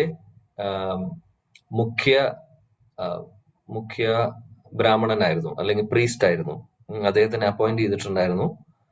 ഇത് സംഭവിക്കുന്നത് എന്താണെന്ന് വെച്ചാൽ, ഇവര് കേട്ടിട്ടുണ്ടാവും ഒരു ലീല. ഇവര് 3 പേരും കൂടിയിട്ട് വൃന്ദാവനത്തിൽ നിന്ന് ഈ പറയുന്ന പുസ്തകങ്ങളൊക്കെ ആയിട്ട്, അതായത് രൂപഗോസ്വാമിയുടെ എല്ലാ പുസ്തകങ്ങളും, ലളിതാ മാധവ്, ഭക്തിരസാമൃത സിന്ധു, വിദഗ്ധ മാധവ്, ഇതെല്ലാ പുസ്തകങ്ങളും, ചൈതന്യ ചരിതാമൃതം, ഇതെല്ലാം കൂടിയിട്ടാണ് അവർ കൊണ്ടുപോകുന്നത്. മറ്റുള്ള സ്ഥലങ്ങളിൽ ബംഗാളിലേക്ക് പോയിട്ട് അതിനെ പകർത്തി കോപ്പീസ് ഉണ്ടാക്കിയിട്ട് ഡിസ്ട്രിബ്യൂട്ട് ചെയ്യുക. അതായിരുന്നു അവരുടെ ദൗത്യം ശ്രീല ജീവഗോസ്വാമി കൊടുത്തിട്ടുണ്ടായിരുന്നത്. അതനുസരിച്ചിട്ട് അവര് ഇത് ചെയ്തുകൊണ്ടിരിക്കുകയാണ്. പോവാണ് വൃന്ദാവനത്തിൽ നിന്ന് ഒരു കാളവണ്ടിയിൽ പോകുന്ന സമയത്ത് എന്ത് സംഭവിക്കുന്നു എന്ന് വെച്ചാൽ, ഇവരുടെ കാളവണ്ടിയിലെ ഈ പുസ്തകങ്ങളെല്ലാം വലിയ വലിയ പെട്ടികളിലായിട്ട്, ഇരുമ്പിന്റെ പെട്ടികളിലായിട്ട് വെച്ചിരിക്കുകയാണ്. ഈ ഗ്രന്ഥങ്ങളെല്ലാം അതിൽ വെച്ചിരിക്കുകയാണ്. അപ്പോൾ ഇവര് ഇങ്ങനെ വൃന്ദാവനത്തിൽ നിന്ന് ബംഗാളിലേക്ക് പോകുന്ന സമയത്ത് അതിന്റെ ഇടയിൽ പല ബോർഡറും കടന്നു പോകേണ്ടതായിട്ടുണ്ട്. അപ്പോൾ ഒരു സ്ഥലത്ത് എത്തിയപ്പോൾ ഇവര് രാത്രി റെസ്റ്റ് ചെയ്തു. റെസ്റ്റ് ചെയ്യുന്ന സമയത്ത് എന്ത് സംഭവിക്കുന്നു വെച്ചാൽ, അവിടെയുള്ള രാജാവിന്റെ നിർദ്ദേശപ്രകാരം എന്ത് സംഭവിക്കുന്നു വെച്ചാൽ, അദ്ദേഹത്തിന്റെ പരിചാരകർ വന്നിട്ട് ഇവരുടെ പെട്ടിയെല്ലാം കൊള്ളയടിക്കും. അപ്പോൾ ആ രാജാവിന്റെ ഉദ്ദേശം എന്തായിരുന്നു വെച്ചാൽ, വിലപിടിപ്പുള്ള എന്തോ ഇവര് കൊണ്ടുപോവാണ്, അപ്പൊ അതുകൊണ്ട് അത് നമുക്ക് എടുക്കാം എന്നുള്ളൊരു ഉദ്ദേശത്തോട് കൂടിയിട്ടാണ് അദ്ദേഹം ചെയ്യുന്നത്. മഹാരാജ വീരംവീർ എന്നാണ് അദ്ദേഹത്തിന്റെ പേര്. അങ്ങനെ ഇവർ ഈ പെട്ടിയെല്ലാം കൊണ്ടുപോയി കൊട്ടാരത്തിലേക്ക് കൊണ്ടുപോയി. കാലത്ത് ഇവര് 3 പേരും എഴുന്നേറ്റ സമയത്ത് വണ്ടിയില് ഇതില്ല, പുസ്തകങ്ങളില്ല, ഗ്രന്ഥങ്ങളില്ല, ബോക്സ് പെട്ടിയെല്ലാം കാണാതെയായി. ആകെ വിഷമമായി. അന്വേഷിച്ചു തുടങ്ങി. 3 പേരും 3 ദിശയിലേക്ക് പോയി. ശ്രീനിവാസാചാര്യ, നരോത്തം ദാസ് താക്കൂർ, ശ്യാമാനന്ദ പണ്ഡിറ്റ്, 3 പേരും 3 ദിശയിൽ പോയി. അവസാനം ഓരോ ദിവസം കഴിയുന്നോറും ഇവര് പല സ്ഥലങ്ങളും നടന്ന് പിന്നെ പോവാണ്, നോക്കുവാണ് എവിടെ എന്ത് സംഭവിച്ചു, ആര് കൊണ്ടുപോയി എന്നും അറിയില്ല അവർക്ക്. അവരുടെ ഹൃദയത്തിൽ തീയായിരുന്നു. കാര്യം ഇത്രയും കഷ്ടപ്പെട്ട് ശ്രീല രൂപ ഗോസ്വാമിയും സനാതൻ ഗോസ്വാമിയും ജീവഗോസ്വാമിയും ശ്രീല കൃഷ്ണദാസ് കവിരാജ് ഗോസ്വാമിയുടെ ഒക്കെ ഗ്രന്ഥങ്ങൾ ഒറിജിനൽ ഒറ്റ കോപ്പിയുള്ളൂ, ഒറ്റയൊരു കോപ്പിയുള്ളൂ. ആ മാസ്റ്റർ കോപ്പിയാണ് ഇവർ കൊണ്ടുപോകുന്നുണ്ടായിരുന്നത്. അതാണ് നഷ്ടപ്പെട്ടത്. എന്തായിരിക്കും അവരുടെ മാനസികാവസ്ഥ? ഓഹോ, ചിന്തിക്കാൻ പോലും പറ്റില്ല. അങ്ങനെ ശ്യാമാനന്ദ പണ്ഡിറ്റ് വേറെ ദിശയിലേക്ക് പോയി. ഇവര് മൂന്നുപേരും ഒരുപാട് ദിവസങ്ങളായി മൂന്നുപേരും മൂന്ന് ദിശയിൽ നോക്കിക്കൊണ്ടിരിക്കുകയാണ്. അവസാനം ഒരു ദിവസം ശ്രീനിവാസാചാര്യ എങ്ങനെയൊക്കെയോ ഈ പറയുന്ന രാജാവിന്റെ കൊട്ടാരത്തിലേക്ക് എത്തി, കറങ്ങിത്തിരിഞ്ഞ്. അവിടെ എത്തിയ സമയത്ത് ഒരു ഭാഗവതം പാരായണം നടന്നുകൊണ്ടിരിക്കുക. അപ്പൊ ഈ രാജാവ് ആള് ഒരു ശുദ്ധനാണ് ആക്ച്വലി. അദ്ദേഹത്തിന്റെ ഉദ്ദേശം എന്താണെന്ന് വെച്ചാൽ അദ്ദേഹത്തിന്റെ രാജ്യത്തിലൂടെ ആരെങ്കിലും എന്തെങ്കിലും കൊണ്ടുപോകുന്നുണ്ടെങ്കിൽ അത് അദ്ദേഹത്തിന് വേണം എന്നുള്ള ഒരു ചെറിയൊരു ആഗ്രഹം മാത്രമേ ഉള്ളൂ അദ്ദേഹത്തിന്. എന്നാൽ ബേസിക്കലി ഒരു ശുദ്ധാത്മാവാണ് അദ്ദേഹം. അദ്ദേഹം ഇതുപോലെ രാമായണം ഭാഗവതം ഒക്കെ കേൾക്കുന്ന ഒരാളാണ്. അപ്പോൾ ഇദ്ദേഹം അദ്ദേഹത്തിന്റെ ബ്രാഹ്മണൻ, അദ്ദേഹത്തിന്റെ ബ്രാഹ്മണിൽ നിന്ന് ഭാഗവതം കേട്ടുകൊണ്ടിരിക്കുകയാണ്. ശ്രീനിവാസാചാര്യ അവിടെ അന്ന് വന്നു. ശ്രീനിവാസാചാര്യ ഇത് പുസ്തകം അല്ലെങ്കിൽ ഗ്രന്ഥങ്ങൾ തപ്പി വരുന്നതാണ്. അവസാനം ഈ കൊട്ടാരത്തിലേക്കാണ് എത്തുന്നത്. അദ്ദേഹം വിചാരിച്ചു ഇവരോട് പോയി ചോദിച്ചു കഴിഞ്ഞാല് ഈ രാജാവിന്റെ സഹായത്തോടു കൂടി ഇത് എങ്ങനെയും കണ്ടുപിടിക്കാൻ പറ്റുമോ എന്നുള്ള ഉദ്ദേശത്തോടു കൂടിയിട്ടാണ് ശ്രീനിവാസാചാര്യ അവിടെ പോകുന്നത്. ഇവര് തന്നെയാണ് അത് എടുത്തിട്ടുള്ളത് എന്നുള്ളത് അദ്ദേഹത്തിന് അറിയുന്നുണ്ടായിരുന്നില്ല. അങ്ങനെ ഇദ്ദേഹം അവിടെ പോയി. ഇദ്ദേഹം പോയ സമയത്ത് ഭാഗവതം രാജാവിന് പാരായണം ചെയ്തു കൊടുക്കുവാണ്. കഥകളൊക്കെ വിസ്തരിച്ചു കൊടുക്കുന്നുണ്ട്. ശ്രീനിവാസാചാര്യ ആ സമയത്ത് അവിടെ ഉണ്ടായിരുന്നു. അദ്ദേഹം കേട്ടപ്പോൾ അതിൽ കുറച്ച് സംശയങ്ങളൊക്കെ രാജാവിന് വന്നു. കുറച്ച് സംശയങ്ങൾ വന്നു. പിന്നെ പറഞ്ഞ കാര്യങ്ങളിലെ വ്യാഖ്യാനങ്ങൾ കുറച്ച് മാറിപ്പോയി സിദ്ധാന്തത്തിൽ നിന്ന്. അപ്പോൾ ഇദ്ദേഹം എഴുന്നേറ്റ് നിന്ന് പറഞ്ഞു, സഭയിൽ ഇദ്ദേഹം പറഞ്ഞു, ശ്രീനിവാസാചാര്യ ഇതിനെ കറക്റ്റ് ചെയ്തുകൊണ്ട് പ്രോപ്പർ ആയിട്ടുള്ള അർത്ഥത്തോട് കൂടിയിട്ട് അദ്ദേഹം കൂടുതൽ എക്സ്പ്ലെയിൻ ചെയ്ത് കൊടുത്തു. ഇതങ്ങോട്ട് കേട്ടപ്പോൾ ഇതുപോലെ ആരും എക്സ്പ്ലെയിൻ ചെയ്തിട്ടില്ല. രാജാവിന് ഇത് കേട്ടപ്പോൾ മനസ്സിലായി ഇദ്ദേഹം സാധാരണ ഒരു വ്യക്തിയല്ല. അദ്ദേഹത്തെ അടുത്ത് വിളിച്ചു. എന്നിട്ട് പറഞ്ഞു, നാളെ മുതൽ അല്ലെങ്കിൽ ഇന്ന് മുതൽ നീയാണ് എന്റെ സ്പിരിച്വൽ മാസ്റ്റർ, നീയാണ് എന്റെ കുലഗുരു, പ്ലീസ് അപ്പോൾ ഈ ഒരു സ്ഥാനം ഏറ്റെടുക്കണം എന്ന് പറഞ്ഞ് ഇപ്പോഴുള്ള കുലഗുരുവിനെ മാറ്റി ഇദ്ദേഹത്തെ പോസ്റ്റ് ചെയ്തു. ശ്രീനിവാസാചാര്യ പറഞ്ഞു, ഞാൻ ഇതിനു വേണ്ടി വന്നതല്ല, ഞാൻ എന്റെ സാധനങ്ങൾ കളവ് പോയിട്ട് എടുക്കാൻ വന്നതാണ്, എന്നെ സഹായിക്കണം അങ്ങ്. അപ്പൊ ഇദ്ദേഹം രാജാവ് പറഞ്ഞു, എന്ത് വേണമെങ്കിൽ ഞാൻ ചെയ്തു തരാം. രാജാവിനും അറിയില്ല ഈ ശ്രീനിവാസാചാര്യയുടെ പെട്ടികളാണ് കൊണ്ടുവച്ചിട്ടുള്ളത് എന്ന് ഇദ്ദേഹത്തിനും അറിയില്ല. കാര്യം ഇദ്ദേഹത്തിന്റെ സെർവൻസ് കൊണ്ടുവന്ന് വെച്ചിട്ട് ഇത് ലോക്കറിൽ വെച്ചേക്കാണ്. എന്തോ വിലപിടിപ്പുള്ള സംഭവമാണെന്ന് വിചാരിച്ചിട്ട് ഇവര് തുറന്നു നോക്കിയിട്ടുമില്ല എന്താ സാധനം. അപ്പോൾ ശ്രീനിവാസാചാര്യ പറഞ്ഞു, ഞാൻ ഈ ഒരു വിഷമത്തിലാണ് ഇരിക്കുന്നത്, എന്നെ. അപ്പോൾ ഇദ്ദേഹം പറഞ്ഞു, എന്ത് വേണമെങ്കിൽ ഞാൻ ചെയ്യാൻ തയ്യാറാണ്, നിങ്ങൾ കുലഗുരുവായിട്ട് ഇവിടെ നിൽക്കണം, നിങ്ങളെ എന്ത് സഹായം വേണം ഞാൻ ചെയ്യാൻ തയ്യാറാണെന്ന് പറഞ്ഞു. ആ സമയത്ത് ശ്രീനിവാസാചാര്യ പറഞ്ഞു, ശരി ഞാൻ നിൽക്കാം, പക്ഷെ എനിക്ക് ഇത് നഷ്ടപ്പെട്ടിരിക്കുകയാണ്. ഞങ്ങളിങ്ങനെ വൃന്ദാവനത്ത് നിന്ന് പോകുന്ന സമയത്ത്, ഇവിടെ റെസ്റ്റ് ചെയ്യുന്ന സമയത്ത് ഇത് സംഭവിച്ചു. അപ്പൊ ഇദ്ദേഹം പറഞ്ഞു, ഒന്നുകൊണ്ടും പേടിക്കേണ്ട, ഞാൻ അതെല്ലാം എടുത്തു തരാം, ഞാനെല്ലാം അത് കണ്ടുപിടിച്ചു തരാം. ഉടനെ തന്നെ അദ്ദേഹത്തിന്റെ സെർവൻസിനെ വിളിച്ചിട്ട് ആജ്ഞ കൊടുത്തു, ഇങ്ങനെ ഒരു സംഭവം ഉണ്ടായി, ഇവരുടെ കുറച്ച് പെട്ടികൾ കാണാതെ വന്നിട്ടുണ്ട്, അത് എവിടെയാണെന്നുള്ളത്. അപ്പോൾ അതിൽ കുറച്ച് സെർവൻസ് ഓൾറെഡി രാജാവിനോട് പറഞ്ഞു. രാജാവിനെ കുറച്ച് മാറ്റി നിർത്തിയിട്ട് സംസാരിച്ചു, നമ്മള് ഓൾറെഡി കുറച്ച് പെട്ടികൾ കൊണ്ടുവന്നിട്ടുണ്ട്, ഇനി ഇതെങ്ങാനും ഇവരുടെ ആവോ എന്നുള്ളൊരു ക്വസ്റ്റ്യൻ വന്നു. അപ്പൊ രാജാവ് വിചാരിച്ചു, ഇനി ഇതാണോ ഇവര് തപ്പുന്നത്, അല്ലെങ്കിൽ ഇദ്ദേഹത്തിന്റെ ആണോ എടുത്തു കൊണ്ടുവന്നിട്ടുള്ളത്? അപ്പോൾ എന്നിട്ട് ഇവരോട് പറഞ്ഞു, നിങ്ങൾ ഇദ്ദേഹത്തിന്റെ ആണെങ്കിൽ നിങ്ങൾ വലിയൊരു അപരാധമാണ് ചെയ്തത്. കാര്യം അദ്ദേഹം സാധാരണ ഒരു വ്യക്തിയല്ല, പണ്ഡിതനാണ്, ശുദ്ധഭക്തനാണ്, ബ്രാഹ്മണനാണ് എന്നൊക്കെ പറഞ്ഞു. എന്നിട്ട് രാജാവ് വന്ന് ശ്രീനിവാസാചാര്യോട് പറഞ്ഞു, ഞാൻ ഒരു സ്ഥലത്തേക്ക് കൊണ്ടുപോകാം, അവിടെ കൊണ്ടുപോയി അവിടെ കുറച്ച് പെട്ടികൾ കിട്ടിയിട്ടുണ്ട്, അത് നിങ്ങൾ ഉദ്ദേശിക്കുന്നതാണോ എന്ന് നോക്കൂ എന്ന് പറഞ്ഞു. അങ്ങനെ ഇവര് പോയി. രാജാവ് ഇദ്ദേഹത്തെ കൊണ്ടുപോയി. അവിടെ കൊണ്ടുപോയപ്പോൾ ശ്രീനിവാസാചാര്യ ഈ പറയുന്ന എല്ലാ ബോക്സസും ഉണ്ട് ഈ പുസ്തകങ്ങളുടെ. ഗ്രന്ഥങ്ങളില്. ഇത് കണ്ടപ്പോൾ ശ്രീനിവാസാചാര്യക്ക് ഒരുപാട് സമാധാനമായി. അപ്പോൾ ഇദ്ദേഹം ഒരുപാട് ക്ഷമ ചോദിച്ചു. രാജാവ് ഒരുപാട് ക്ഷമ ചോദിച്ചിട്ട് പറഞ്ഞു, എന്നോട് ക്ഷമിക്കണം, എന്റെ സേവകര് ചെയ്തിട്ടുള്ള ഒരു തെറ്റാണ്, ഒരിക്കലും ചെയ്യാൻ പാടില്ലായിരുന്നു. അതിന് ഞാൻ ക്ഷമ ചോദിക്കുന്നു, അങ്ങ് എന്റെ കുലഗുരുവായി നിൽക്കണം എന്ന് പറഞ്ഞു. ശ്രീനിവാസാചാര്യ വാക്കും കൊടുത്തു, അത് കണ്ടുപിടിച്ചു തന്നു കഴിഞ്ഞാൽ നിങ്ങളുടെ കുലഗുരു ആവാമെന്നും പറഞ്ഞിട്ടുണ്ട്. അതുകൊണ്ട് അദ്ദേഹം അവിടെ കുറച്ചു കാലം അവിടെ നിൽക്കുകയാണ് ചെയ്യുന്നത്. അങ്ങനെ ഇദ്ദേഹത്തിന്റെ ശിക്ഷണത്തില് രാജ്യം മുഴുവനും ആ സ്ഥലം മുഴുവനും ശുദ്ധഭക്തരായി മാറുകയാണ്. അങ്ങനെ ഒരു ദിവസം ശ്രീനിവാസാചാര്യ അദ്ദേഹത്തിന്റെ ഭജൻ കുട്ടീരിൽ അദ്ദേഹത്തിന് മനോഹരമായിട്ടുള്ള താമസിക്കാനുള്ള സ്ഥലമൊക്കെ കൊടുത്തു. ഒരു ദിവസം ശ്രീനിവാസാചാര്യ അദ്ദേഹം ഭജൻ ചെയ്തുകൊണ്ടിരിക്കുകയാണ്, അദ്ദേഹത്തിന്റെ മെഡിറ്റേഷനിൽ ഇരിക്കുകയാണ്. ആ സമയത്ത് രാജാവ് വന്ന് വിളിക്കുന്നുണ്ട് ഇദ്ദേഹത്തെ. ശ്രീനിവാസാചാര്യ കണ്ണു തുറക്കുന്നില്ല. മന്ത്രിമാരെ വന്ന് വിളിക്കുന്നു, കണ്ണു തുറക്കുന്നില്ല. എല്ലാവരും വന്ന് വിളിക്കുന്നുണ്ട്, കണ്ണു തുറക്കുന്നില്ല. ഒരു ദിവസം കഴിഞ്ഞു, 2 ദിവസം കഴിഞ്ഞു, കുറച്ചു ദിവസം കഴിഞ്ഞു, ഇദ്ദേഹം ഇങ്ങനെ ഇരിപ്പാണ്. ശ്വാസം ഉണ്ടോ നോക്കുമ്പോൾ പഞ്ഞി വെക്കുമ്പോൾ പഞ്ഞി പോലും അനങ്ങുന്നില്ല. ഇദ്ദേഹത്തിന് എല്ലാം അതായത് ശരീരം വിട്ടു എന്ന് തീരുമാനിച്ചു. അവർക്ക് തോന്നി ഇദ്ദേഹം മരിച്ചു, പക്ഷെ ഇങ്ങനെ ഇരിക്കുന്നുണ്ട്. ആ സമയത്ത് ആ രാജ്യത്തില് ആ സമയത്ത് അവിടെ ഒരു വരിഷ്ഠനായിട്ടുള്ള ഒരു ഭക്തനുണ്ടായിരുന്നു. അദ്ദേഹം ഇതേപോലെ യാത്രക്ക് വരുന്നതാണ്, യാത്ര ചെയ്ത് പോകുന്ന സമയമാണ്. അദ്ദേഹത്തിന് ഇത് കണ്ടപ്പോൾ മനസ്സിലായി, ഇത് സാധാരണ സംഭവമല്ല, ഇത് ഭക്തിയുടെ മൂർധന്യാവസ്ഥയില്, മെഡിറ്റേഷന്റെ സമാധിയിൽ ഇരിക്കുന്ന അവസ്ഥയാണ്, അല്ലാതെ അദ്ദേഹം മരിച്ചിട്ടൊന്നുമില്ല. പിന്നെ ഇദ്ദേഹത്തെ കുറിച്ച് അന്വേഷിച്ചപ്പോൾ ശ്രീനിവാസ ആചാര്യ എന്നാണ് പേര് എന്നൊക്കെ മനസ്സിലാക്കിയപ്പോൾ പിന്നീട് എന്ത് സംഭവിക്കുന്നു വെച്ചാല് അദ്ദേഹം പറഞ്ഞു, ഈ പറഞ്ഞ വ്യക്തി അതിനെക്കുറിച്ച് ഇവർ അന്വേഷിച്ചപ്പോൾ മനസ്സിലായി ശ്രീനിവാസ ആചാര്യയെ ഇപ്പോൾ സമാധിയിൽ ഇരിക്കുകയാണ്. അദ്ദേഹത്തെ തിരിച്ച് കണ്ണ് തുറപ്പിക്കാൻ വേണ്ടിയിട്ട്, അദ്ദേഹത്തിനെ തിരിച്ചിങ്ങോട്ടേക്ക് കൊണ്ടുവരാൻ വേണ്ടി ആര് വിചാരിച്ചാലും നടക്കില്ല. ശ്രീനിവാസ ആചാര്യയുടെ പ്രിയപ്പെട്ട ഒരു ശിഷ്യനുണ്ട്, അദ്ദേഹത്തിന് മാത്രമേ ഇത് സാധിക്കുള്ളൂ എന്ന് പറഞ്ഞു. അങ്ങനെ രാമചന്ദ്ര കവിരാജ് എന്ന് പറഞ്ഞ ഒരു വരിഷ്ഠനായിട്ടുള്ള ഭക്തനുണ്ട്.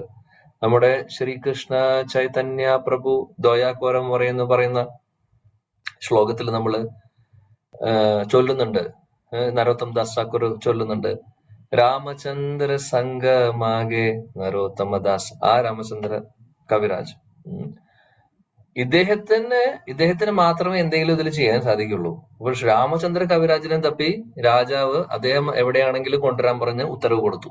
അങ്ങനെ ഇവരെല്ലാവരും പോയി. ഇത്രയും ദിവസം സമാധിയിലിരിക്കുകയാണ് ശ്രീനിവാസാചാര്യ, ഒരു അനക്കമില്ല അദ്ദേഹത്തിന്.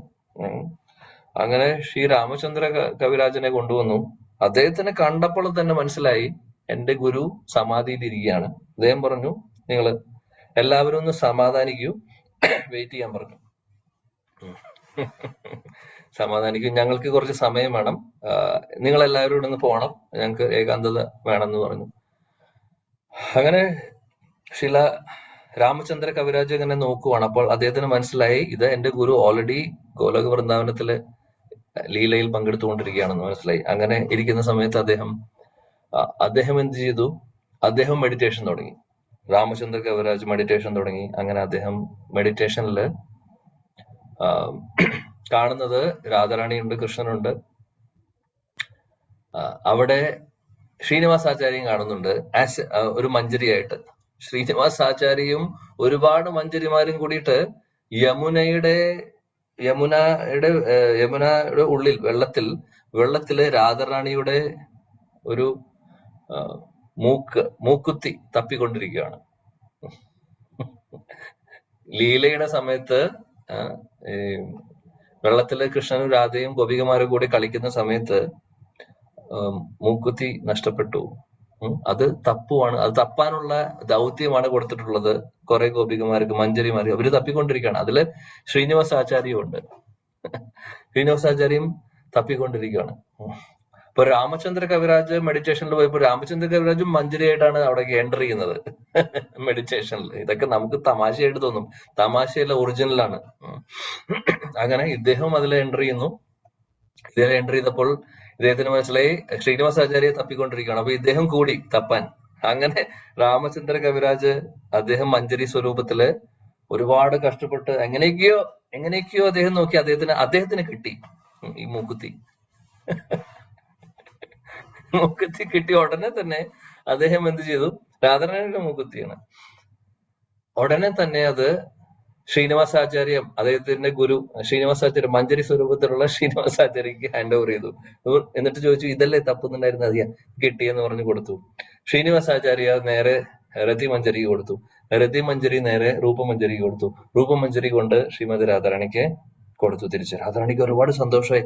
രാധാറാണി പറഞ്ഞു, എനിക്ക് ഏറ്റവും പ്രിയപ്പെട്ട മൂക്കുത്തിയാണ്, ഇത് നഷ്ടപ്പെട്ടപ്പോൾ എനിക്ക് ഒരുപാട് വിഷമമായി, ഒരുപാട് നന്ദിയുണ്ട്, ആരാണ് കണ്ടുപിടിച്ചത് എന്ന് ചോദിച്ചു. അപ്പോൾ ഓരോരുത്തരും ഡയറക്റ്റ്, രൂപമഞ്ജരി പറഞ്ഞു ഞാനല്ല, രതിമഞ്ജരിയാണ്. രതിമഞ്ജരി പറഞ്ഞു ഞാനല്ല, ശ്രീനിവാസാചാര്യ വേറൊരു മഞ്ജരി. അപ്പൊ ഇങ്ങനെ അവരങ്ങനെ പറഞ്ഞു, ഇന്ന ആൾക്കാർ ഇവരെല്ലാരും കൂടെ തപ്പിയെടുത്തതാണെന്നുള്ളത്. അപ്പോൾ ഈ ഒരു ലീല നടന്നുകൊണ്ടിരിക്കുകയാണ്. അപ്പൊ ലീല സക്സസ്ഫുൾ ആയതിനു ശേഷം ഇവര് എന്ത് ചെയ്യുന്നു? ആദ്യം രാമചന്ദ്ര കവിരാജ് തിരിച്ച് സമാധി വിട്ടു വരുന്നു. എന്നിട്ട് അവിടെയുള്ളവരോടൊക്കെ പറയും, ഉടനെ തന്നെ നമ്മുടെ ശ്രീനിവാസാചാര്യ തിരിച്ചു വരും, എനിക്ക് ഉറപ്പുണ്ട്. അപ്പൊ ഇദ്ദേഹത്തിനോട് ചോദിക്കുന്നത്, അതെങ്ങനെയാണോ നിങ്ങൾക്കറിയാം? അതെനിക്കറിയാം, അത് കൂടുതലൊന്നും ചോദിക്കണ്ട. അദ്ദേഹം ഉടനെ തന്നെ കുറച്ച് സമയത്തിനുള്ളിൽ അദ്ദേഹം തിരിച്ചെത്തും. അതേപോലെ തന്നെ സംഭവിക്കുന്നത് എന്താണെന്ന് വെച്ചാൽ, കുറച്ചു സമയം കഴിഞ്ഞപ്പോൾ ശ്രീനിവാസാചാര്യ തിരിച്ചെത്തുവാണ്. ലീലയെല്ലാം അവസാനിപ്പിച്ചു. അപ്പോൾ ഇവര് ചോദിക്കും, ഇതെന്തായിരുന്നു സംഭവം എന്ന് ചോദിച്ചപ്പോൾ ശ്രീനിവാസാചാര്യ എക്സ്പ്ലെയിൻ ചെയ്യുമായിരുന്നു, 2 ദിവസം 3 ദിവസമായി ആ മൂക്കുത്തി തപ്പുന്നത് ഞങ്ങൾ എല്ലാരും കൂടിയിട്ട്. അത് തപ്പി കിട്ടാത്തത് കൊണ്ടാണ് ഞാൻ സമാധി വിടാത്തത്. സമാധിയിലായിരുന്നു, അവിടുന്ന് വരുന്നില്ല പുറത്ത്. പിന്നെ രാമചന്ദ്ര കവിരാജ് പോയിട്ടാണ് അദ്ദേഹത്തെ കൂട്ടിക്കൊണ്ടുവരുന്നത്, മൂക്കുത്തി കണ്ടുപിടിച്ചതിന് ശേഷം. ഇനി അത് കണ്ടുപിടിച്ചില്ലെങ്കിലോ ഇതിനും കൂടുതൽ ദിവസങ്ങൾ എടുത്തേനെ.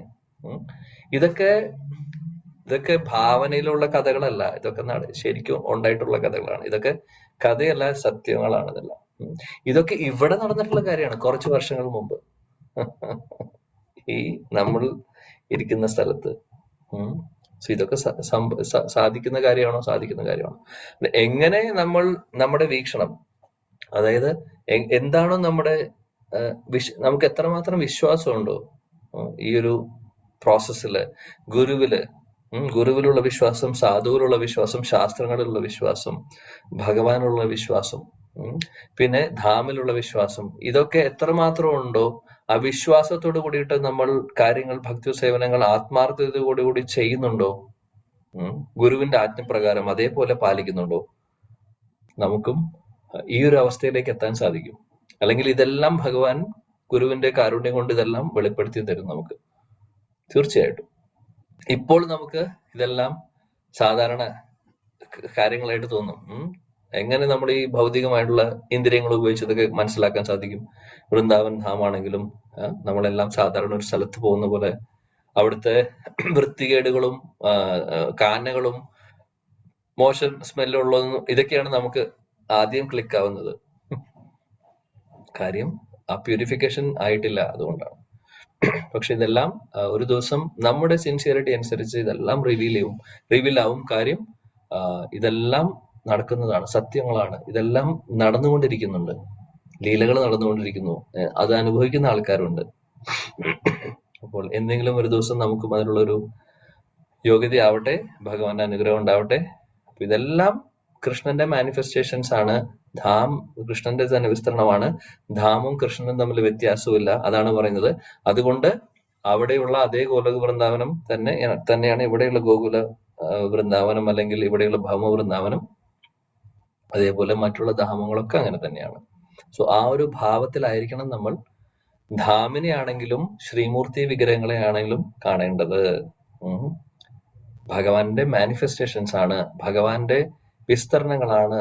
നമുക്ക് അവിടെ പോവാനും അല്ലെങ്കിൽ നമുക്ക് ആരാധിക്കാനും പറ്റുന്ന രീതിയിൽ ഭഗവാൻ വിസ്തരിച്ചിട്ടുള്ളതാണ്.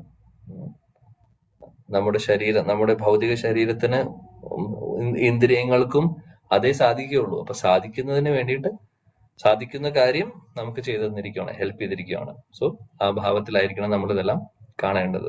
ഓക്കെ, അത് പറഞ്ഞുകൊണ്ട് ഇവിടെ ഇന്നത്തെ ശ്രീ ചൈതന്യ ചരിതാമൃതം ചർച്ച അവസാനിപ്പിക്കുന്നു. ഭഗവാന്റെ കാരുണ്യം ഉണ്ടെങ്കിൽ അടുത്ത ക്ലാസ്സിൽ ബാക്കി തുടരാം.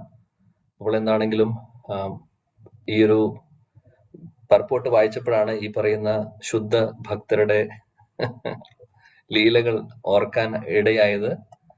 എല്ലാ ആചാര്യന്മാർക്കും എല്ലാ വരിഷ്ഠ ഭക്തർക്കും ഭക്തരുടെ തൃപ്പാദങ്ങളിൽ നമുക്ക് പ്രണാമം സമർപ്പിക്കാം. ഇവരൊക്കെ നേരിട്ട് ഭഗവാൻ കൃഷ്ണനെയും രാധയും അവരുടെ ലീലകളിലും പങ്കെടുക്കുന്നവരാണ്. സോ അവരുടെ അനുഗ്രഹം ഉണ്ടെങ്കിൽ തീർച്ചയായിട്ടും ഒരു ദിവസം നമുക്കും അതിന് സാധിക്കും എന്ന് വിശ്വസിക്കാം. തീർച്ചയായിട്ടും അതിനുവേണ്ടി ശ്രമിക്കാം. ആത്മാർത്ഥതയോട് കൂടിയിട്ട് പ്രാർത്ഥിക്കാം. ഹരേ കൃഷ്ണ ഹരേ കൃഷ്ണ കൃഷ്ണ കൃഷ്ണ ഹരേ ഹരേ, ഹരേ രാം രാം രാം ഹരേ ഹരേ. श्री चैतन्य चरितामृत की जय, श्रीला कृष्णदास कविराज गोस्वामी की जय, जगत गुरु शीला प्रभुपाद की जय, समवेद गौर भक्त वृंद की जय, निताय गौर प्रेमानंदे, जय जय श्री राधे श्याम। वांछा कल्पतरुभ्यश्च कृपा सिन्धुभ्येव च पतितानां पावनेभ्यो वैष्णवेभ्यो नमो नमः। हरे कृष्ण। Thank you.